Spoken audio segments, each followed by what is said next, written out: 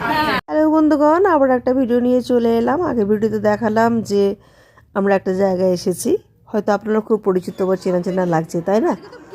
হ্যাঁ, আমরা বড় মার কাছে আবারও এসেছি। বড় মার টানে আমার এই নিয়ে 3বার আসা হলো। সত্যি আমার ভীষণ ভালো লাগে বড় মার এখানে আসতে।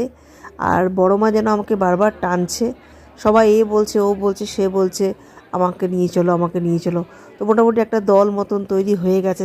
এদের সকলেরই ইচ্ছা, দিদি বৌদি কাকিমা, দিদি বৌদি কাকিমা সবাইকার ইচ্ছা, যা সবাইকার ইচ্ছাতে বড় মার কাছে আবার চলে এলাম। জয় বড় মা, সকলকে ভালো রাখো, সকলকে সুস্থ রাখো, আর মনের ইচ্ছা পূর্ণ করো।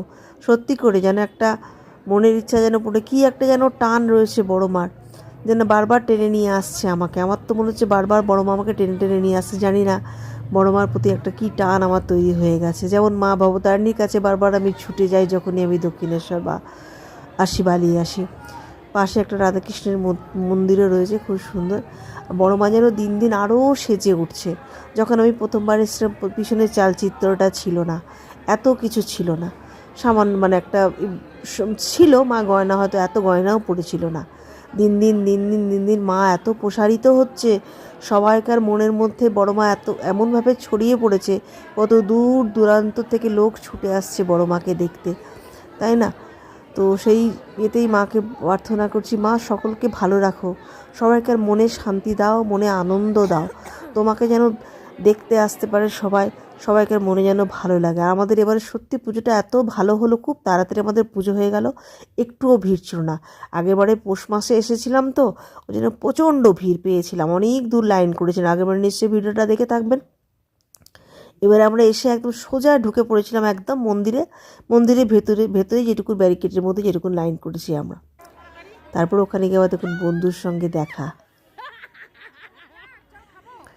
কি আনন্দ লাগলো। হঠাৎ করে ওরা চলে এসেছে, ভীষণ মজা হলো। ওরা আমাকে সারপ্রাইজ দিয়েছে এসে, এটা সত্যি কথা। এই রিঙ্কু আর রাখি, তো জানতাম না ওরা এসে যাবে। তো তারপরে আমরা একটা খাওয়ার জায়গা, খুব ভালো খাবার জায়গা পেয়ে গেলাম এবারে, জল খাবার বলে খাবার জায়গাটার নাম। সেখানে আমরা চলে গেলাম, ওখানে খাওয়া দাওয়া করলাম সবাই মিলে।